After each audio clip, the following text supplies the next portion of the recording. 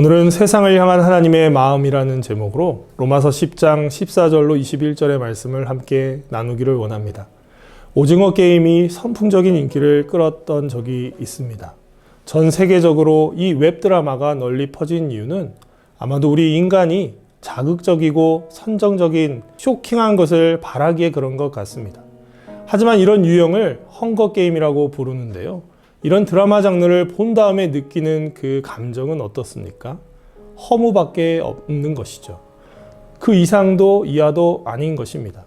여기에 무슨 의미를 부여할 내용이 있을까요? 반면 성경은 어떻습니까?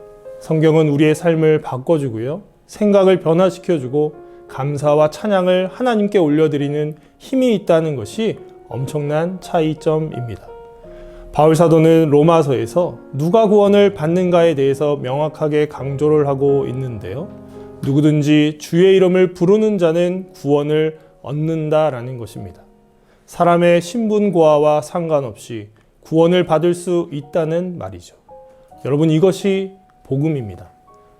이 구원이라는 선물은요, 사람이 쟁취하려고 해서 얻어진 게 아닌 성령님을 통해 역사하는 결과로 그 은혜가 부어진 것입니다.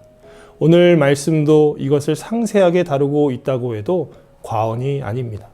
오늘 본문의 14, 15절의 말씀을 요약해 드리면요. 이스라엘 백성들처럼 믿지 않는다면 부를 수도 없고 이런 믿음이 생기려면 들어야 하는데 누군가는 이 복음을 전파해야 한다는 내용입니다. 여러분, 누가 구원을 받을 수 있습니까?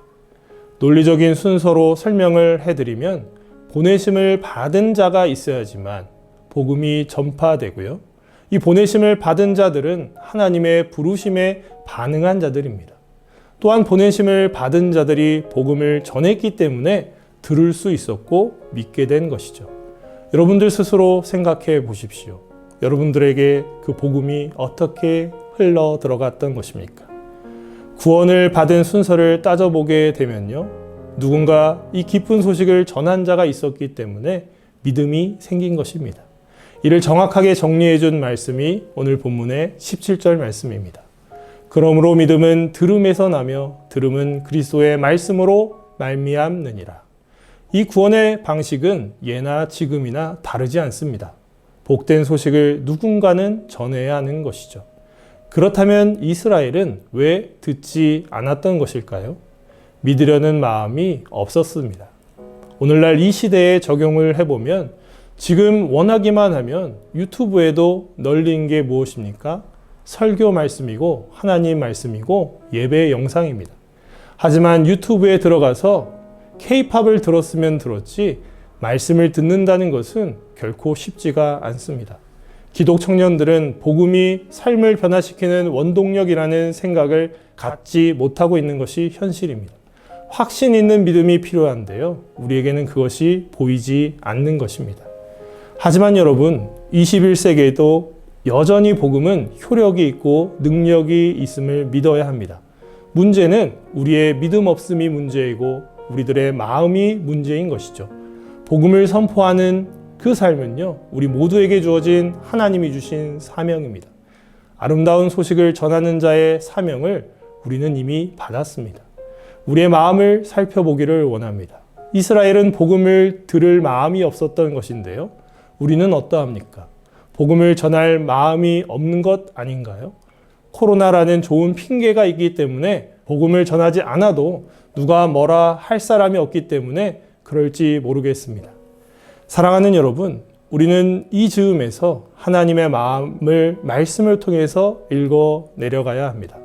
하나님이 세상을 향한 마음은 무엇일까요?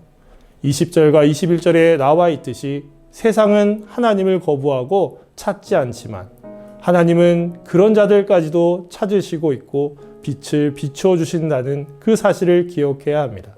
이런 하나님 아버지가 얼마나 멋지십니까? 우리는 구원의 은혜를 받은 자들입니다.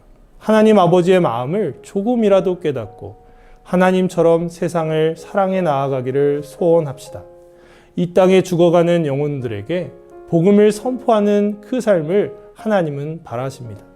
이것이 우리가 해야 할 사명임을 기억하시면서 하나님의 마음을 품고 하나님의 뜻이 이루어질 때까지 그리스도의 향기가 되어 나아가는 여러분들이 되시기를 주님의 이름으로 축복합니다.